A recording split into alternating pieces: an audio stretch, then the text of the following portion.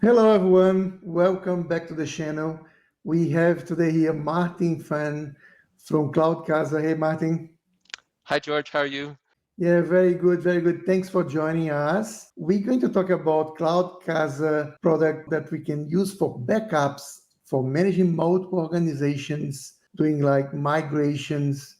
If you are a management solution company, if you are enterprise company, and you want to manage multiple customers, manage multiple organizations, you want to do migrations from one cloud to another, we're going to deep dive on that. Welcome, Martin. Thank you for having me, George. Great. I'm going to share your screen because it looks like a nice diagram that you want to show for Yeah, us. yeah, absolutely. Let me just introduce myself. My name is Martin Phan, and I'm a field CTO here at Catalogic Software.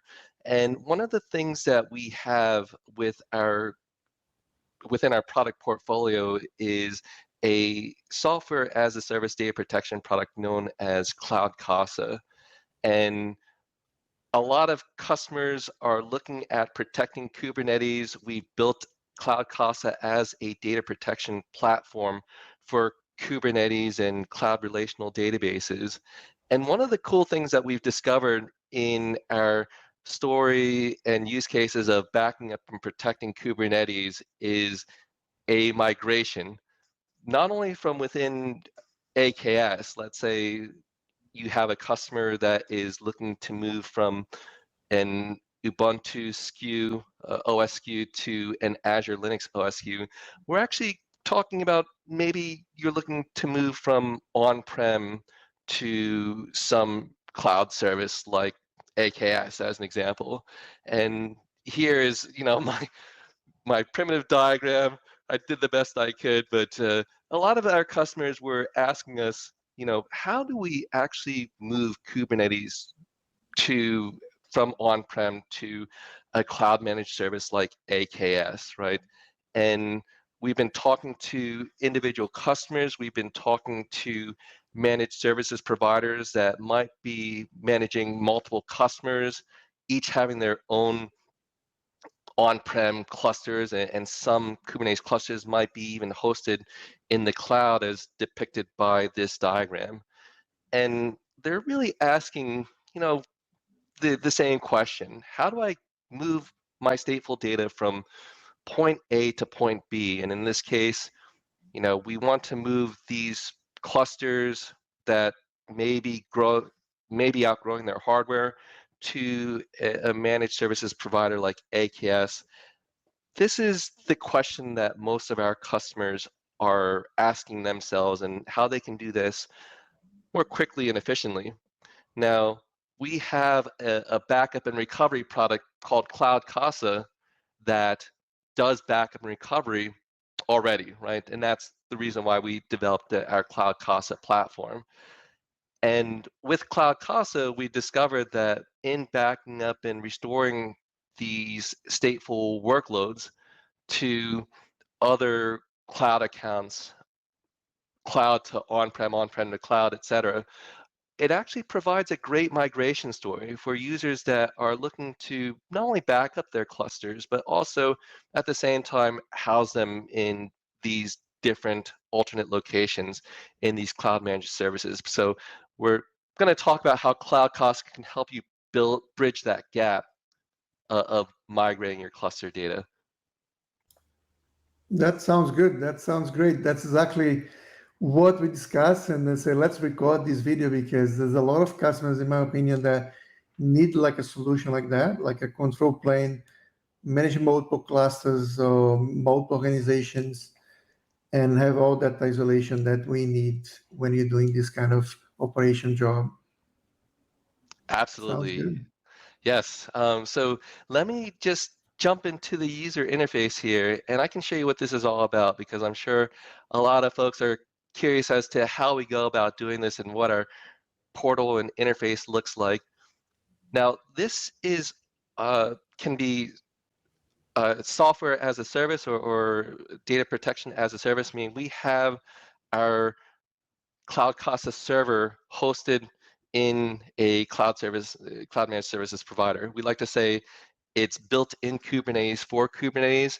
Here, if you just go to our website, cloudcasa.io, what you can do is you can sign up for your own account and sign into that account as well. And all you would really need to do is tell us about the clusters that you have running out there. Let's say I'm an individual user and I just want to scan in my on-prem clusters. Or let's say I have an organization where I want to provide other users to my clusters and have those and be able to access clusters from those users. This has all been built into the CloudCasa portal. And what I have here are just some clusters that I have out there. I have in my Microsoft Azure portal, if I jump over to my Kubernetes services here, I have a test cluster with my initials on it.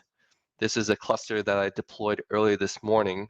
And then I might have some other clusters out there, let's say a cluster running in EKS or Amazon services that I want to also backup, protect, and manage within the same CloudCasa dashboard. All I would need to do in order to scan in those clusters and those cloud accounts is tell CloudCasa about them. So if I jump to my dashboard here, what I can do is just go under my configuration tab, and here I can see cloud accounts and just some of the different cloud accounts that I've added into my CloudCasa dashboard. Very simple to add a new cloud account. We support Amazon, Microsoft, and Google, and those are the three clusters that you can see here.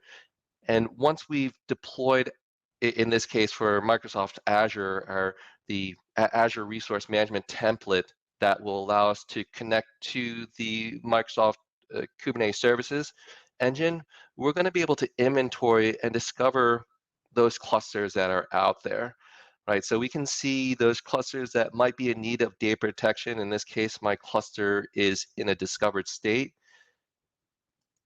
And how I might add that cluster through the Microsoft portal is just searching through the marketplace, right?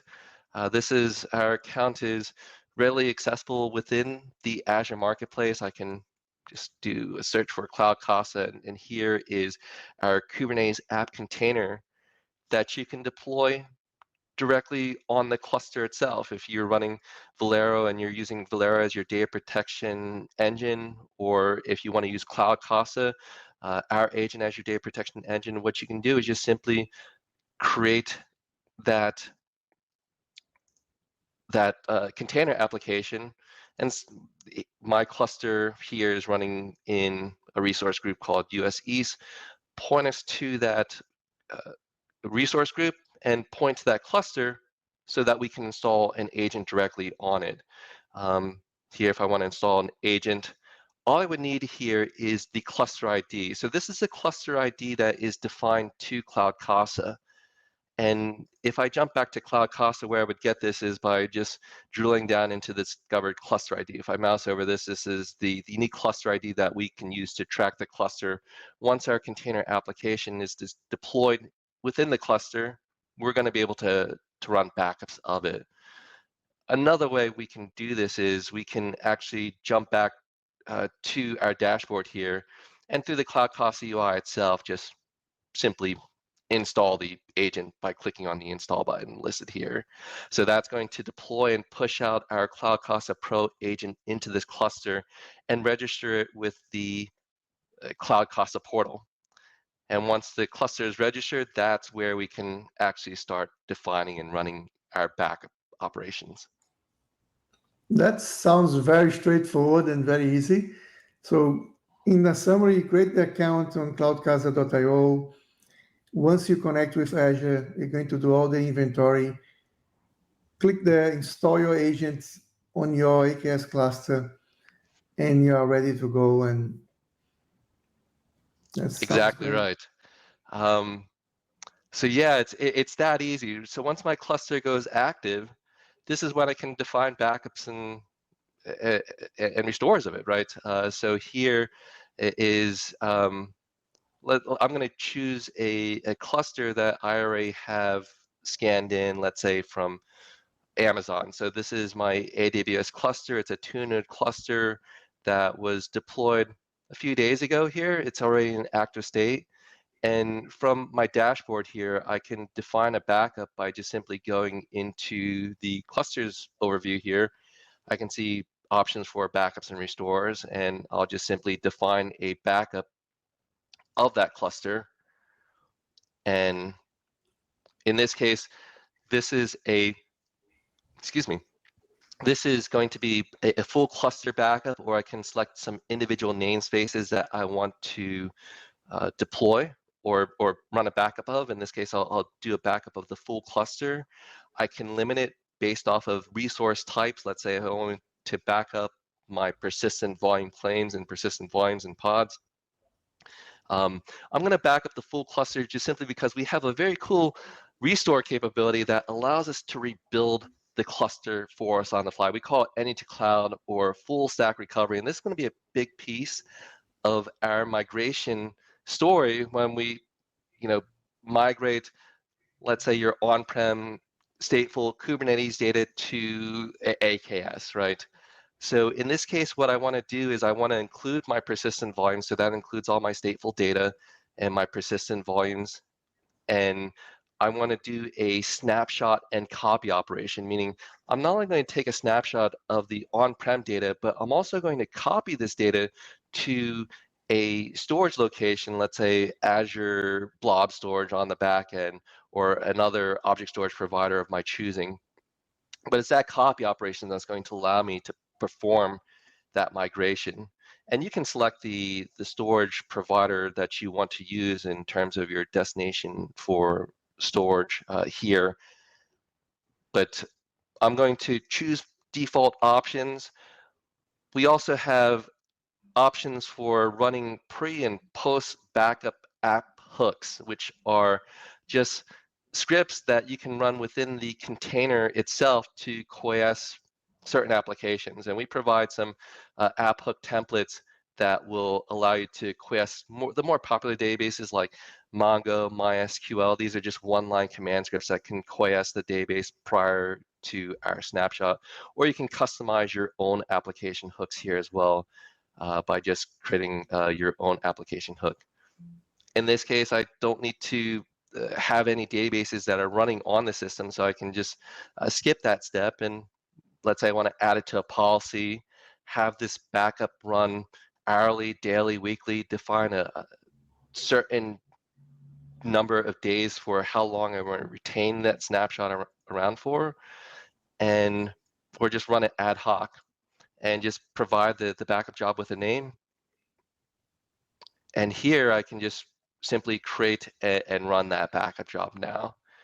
And what that's going to do is going to the CloudCasa server in this case is going to communicate with the Kubernetes cluster, which has our CloudCasa Pro agent installed on it, that agent pod, and it's going to take a snapshot of my cluster, back up all the resource data along with the persistent volume data to the storage provider of my choosing here. So I can see that backup job run in my dashboard listed here, and I can drill down into that backup job and see exactly what is happening from a backup perspective as I'm backing up that cluster. Well, that's quite easy to do kind of migrations, even disaster recovery. I think that's a key word here. A lot of people want to have a disaster recovery solution when if there is an outage, a big outage in one cloud, they could move to another cloud, or even from on-premise to cloud. If it's still on-premise, you want to have Azure as your backup, or vice versa. You could be using that. Then can you assume that you can have multiple storage as well? You can save your backup in multiple places. And Correct, and not just multiple storage itself, but we can also allow users to self-host CloudCasa. So we I mentioned before that this was a software as a service option. We're actually running our CloudCasa server out here in the cloud, and as a user, you're going to be probably managing a customer site, their clusters, and you're going to have to be connecting to CloudCasa in the cloud. You're going to be able to choose which backup storage you want to back up to. In this case, we support Azure or S3 objects or Amazon S3 object storage as native backup destinations here. But we also have the option for bringing your own storage, as you mentioned, right? You know, this is just, hey, I have some object storage out here, or I don't, you know, maybe I'm running min.io within my environment. I don't want my backup to traverse the internet, or I want my data to reside on storage that I have direct control over. But that still doesn't resolve the issue of, well, I still need to connect to CloudCasa, right? So we've listened to our customers. We want to make it easier for you. And because CloudCasa is built in Kubernetes for Kubernetes, you now have the option to self-host the server itself, which means that just by simply deploying our image for the CloudCasa server within your own Kubernetes cluster, you can now bring the power of CloudCasa, everything that I've shown you today, or I will show you today as well, into your own environment, such that you no longer have to traverse the internet in order to perform these backups. So everything is self-contained, maybe running on your customer site. And of course, if you do want to go to AKS though after the fact, you will need that outside connectivity. But if so long as your AKS service and or the storage on which are snapshots and you're storing your backups has access and connectivity to Microsoft AKS services, then you're going to be able to perform that migration very easily. That sounds great. Like that option to have the full installation, like self-hosted installation. I think it's very important for the enterprise customers that looking for a solution that you don't need to be as a cloud service, and you have full isolation. Because that SaaS recovery is a backup solution, I think is a very, very nice option for the customers. Absolutely. So I think my backup job is just completed here, at least from the activity details. I can see that the copy operation has completed. This was just a small cluster with some persistent volume data, and I can bring up the cluster itself here. So you can actually see what I like to do is just I like to list out some files within my WordPress application here. And you can see that I have some test files listed here. If I want to create a new test file, I'll just, let's say, touch a new test file 4 as my example. And this is just a file that I created after the fact of my backup. So at this point, I am ready to restore my application and my WordPress file system here to AKS. So what I'll do is I'll just jump back to my dashboard and I'll run this full stack recovery. This is a backup that I performed, this test backup. I'll go to my restore window here and start to find my restore job. This is the snapshot copy that I want to restore. And I'll just click next here. And what do I want to restore in this case? I want to restore the entire cluster. Also, I can just restore that single namespace listed here, but I'll go ahead and restore the entire cluster and include my persistent volumes listed here. Now, here's where the magic happens. So we can either restore to an existing cluster, right? So just restore all of our persistent volume and resource data to a cluster that you already have out here. But we can do something very interesting with this migration. We can actually recreate the cluster for you on the fly. And you might want to do this if, let's say, you have a an initial cluster that was based off of an Ubuntu OS SKU as an example, and now you want to migrate that over to Azure Linux, or let's say you had an on-prem cluster and you're trying to migrate that to AKS, but you don't have an AKS cluster standby already. What we can do is we can make the API calls to Azure in order to create us a new AKS cluster. So I'll select create new cluster here. I'll select create a new AKS cluster. And then remember those cloud accounts that we scanned in earlier from the beginning. We can select those here and now just provide my cluster with a name. I'll just call this restore, let's say EKS to AKS. And that'll be the name of my cluster.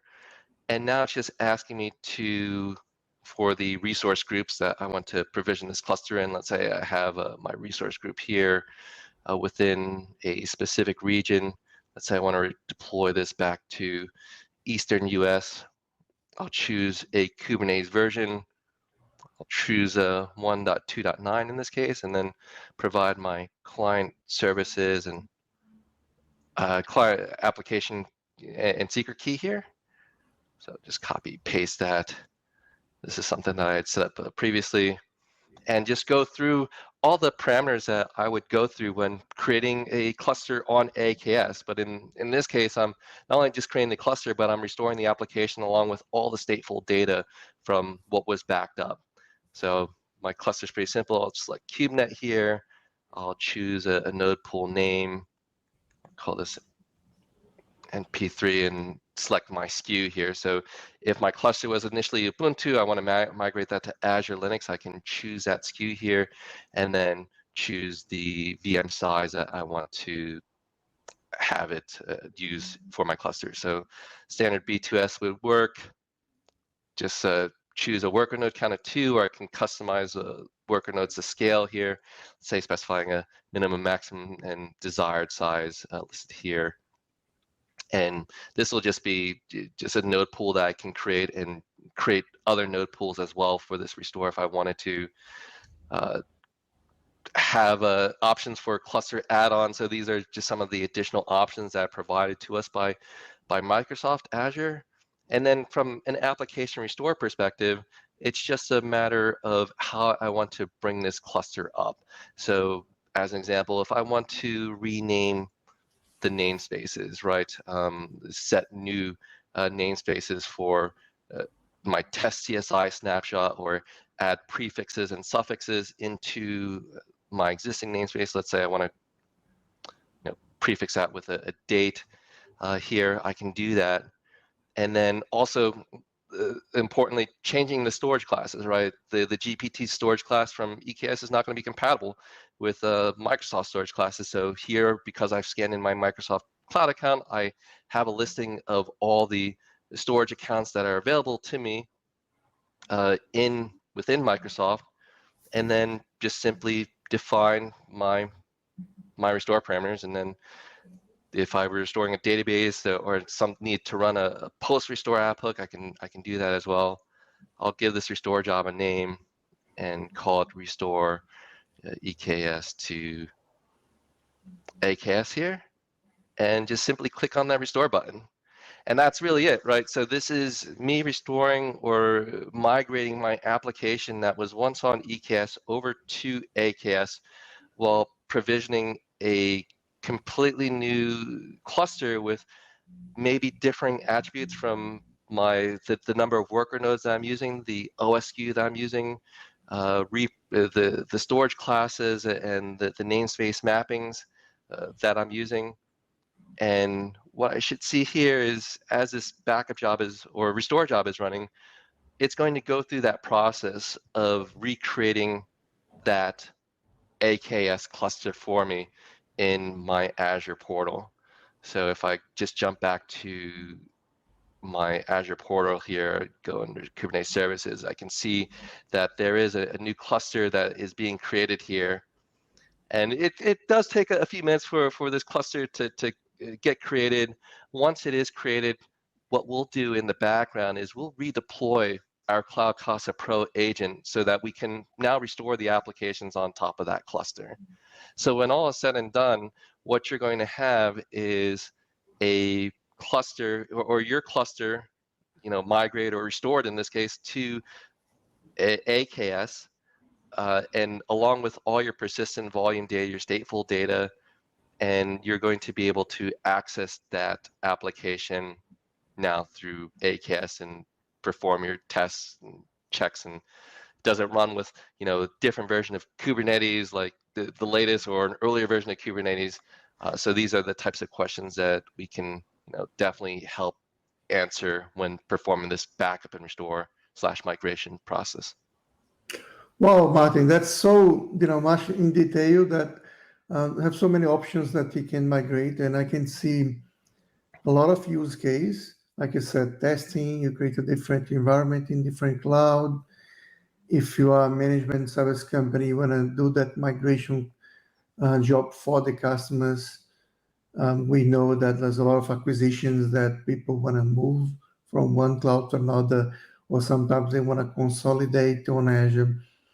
And I can see those migrations and cluster operations as well. You want to make sure that in case of a disaster, we can move even back to on-premise. So many options there and so much flexibility. And I'm pretty sure that you keep updating the product to make sure that it's always following the latest features of Azure and other clouds as well. Absolutely, yeah. So we're actually coming out with some very unique things, and what I believe to be great use cases for our customers, right? We've talked a lot about migration, but believe it or not, there's no migration button within the product itself, right? I showed you a backup and restore, and in this case, because those two processes and workflows flow so seamlessly and well together, that it's not too hard, or going to be too hard for us to just simply create a button that says migrate, and this will become a one-step operation from hey, choose the cluster that you want to migrate, choose the destination that you want to migrate it over to, and we're going to be able to provision and deploy that cluster. And okay, then you give me a spoiler that you're going to have a migration button. Yeah, it's turning into from a backup and recovery story to a migration story, because we are getting a lot of great feedback from the community and from the different use cases that, hey, this is what users are looking at. And we've always seen it from a backup and recovery perspective, given the 30-year history of our company of data protection and backup and recovery, and now it's, hey, can we make it easy to migrate? And this is kind of the easy button, so to speak. That sounds great. That sounds great. Yeah. You always, you never know when you're going to need the backup, and those migrations, they always has to be there and available. And that flexibility that you got the product on, that you can have managed service on CloudCasa.io, you can have on-premise, you can manage multiple organizations. I don't think it was clear. Can you show me on the portal there, on the dashboard, how they can manage multiple organizations as well? Like, oh yeah, absolutely. So great question. So right now I'm part of an organization here called development, and I can switch between different organizations or user groups. An organization is just a grouping that you belong to that would provide you access and resources to that specific, let's say, tenant in our case, right? So we call these user groups within our user management configuration. So there is a pretty robust role-based access control component that's built into CloudCasa, as everyone's logging in with their own account, right? But if you wanted to create your own user group here, so someone brought me into the development organization, in this case, what we can do is we can create different user groups here and then add users into those groups. So as an example, I just set up some users that have different names, that +Alice, +Billy. It's all going to my own email address, but it allows me to log in as different users to show this. And in this case, each of these users can belong to a different organization here. So as an example, I might be running a power management company that has different types of power, from gas to hydro to oil to solar, right? Some of these organizations have sub-organizations that are using CloudCasa for Valero. And what I can do is I can invite my users into those organizations and have access to the clusters that that organization will see. In this case, Billy is part of my Hydro CloudCasa for Valero organization here, and then Alice might be a part of my CloudCasa Pro organization and would have access to a completely separate group of resources and cloud accounts that that user would be able to see. So that's something that is built into the interface here. Another nice feature, especially for our power users out there, that everything that I'm doing here, CloudCasa itself is built on a REST API, so we can provide you with API keys to connect to the REST API to invoke your own command line operations and calls, let's say through curl or through Postman, and essentially script up a process where you can essentially deploy or migrate an environment like from start to finish without even clicking a button on the keyboard, right? So you just basically program up a script with some REST API calls that will invoke these operations, scan in your clusters, and create your backup and restore operations, and then when the time is ready, just run a single command line shell script, let's say, and have everything deployed for you or migrate for you after the fact. Go out and grab a cup of coffee, let's say, and just wait for the services to pull over to AKS. Yeah, that's nice to have API available. Then it can do the full automation that is required most of the time. But it's also nice to have a high level dashboard where people can like a management service team or operation team can be aware about all those servers. And I think it's amazing. Even delegating those admin for some organizations where they can control themselves. So most of the enterprise companies, they have operation teams by department.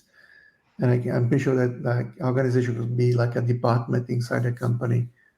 That brings like flexibility for them to manage like role-based access control for big organizations as well. Absolutely. Yeah. Do you think the cluster is migrated already, or? Let's go and check. Yep, so here's our cluster. It's already completed and restore successful. And what I can do here is I'll just refresh my cluster, and here my status is succeeded, running. Let's go If you ahead. go on workloads here on the browser, you can workloads. WordPress is there. Yeah, there you go. Yep, so this is my snapshot. See, this is the suffix that I assigned to it after the fact. So everything it gets deployed from it. And yeah, it's all I need to do is just go into my cluster, just make sure that the file that I created just now is not there, because I created it after my backup here. And I can just open up a Cloud Shell here.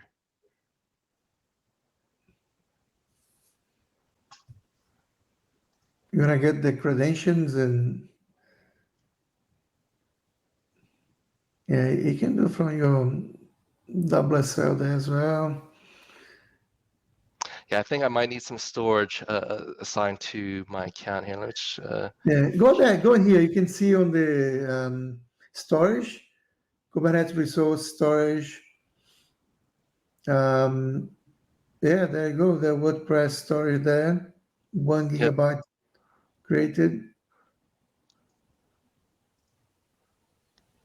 So yeah, this is the same persistent volume that was available on my EKS cluster, and now reprovisioned to a managed CSI storage class within Microsoft with all my persistent volume data.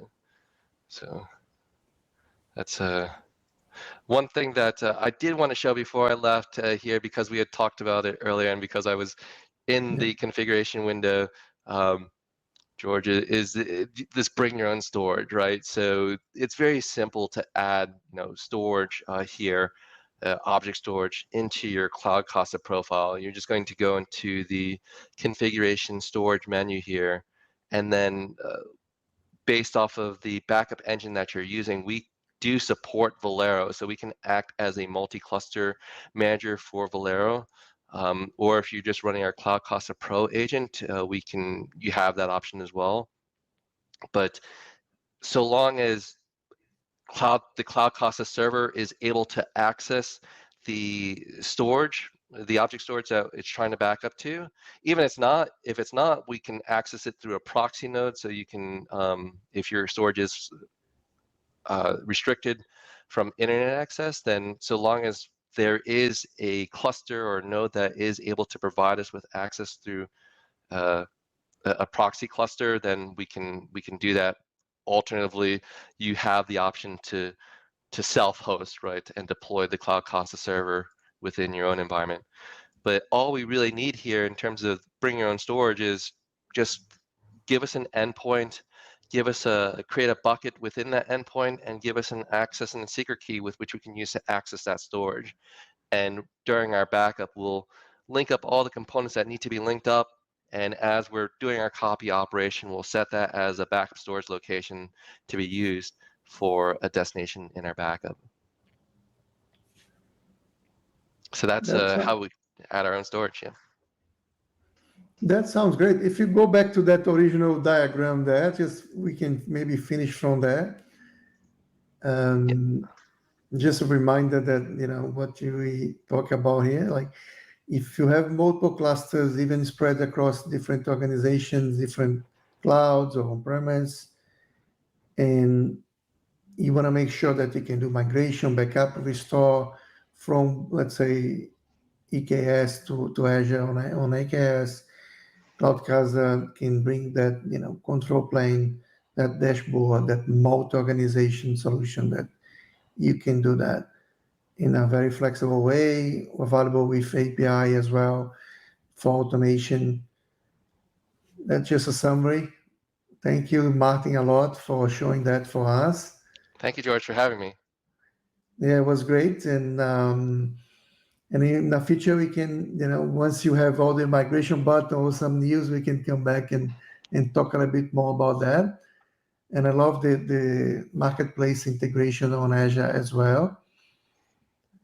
And thanking CloudCasa for supporting the events and the meetups, the local meetups as well. Sponsoring the meetups, I think, is very nice for the community to have this support from the suppliers, and thank you for that as well. Okay, see you next time, and thank you a lot for joining. Thank you, George.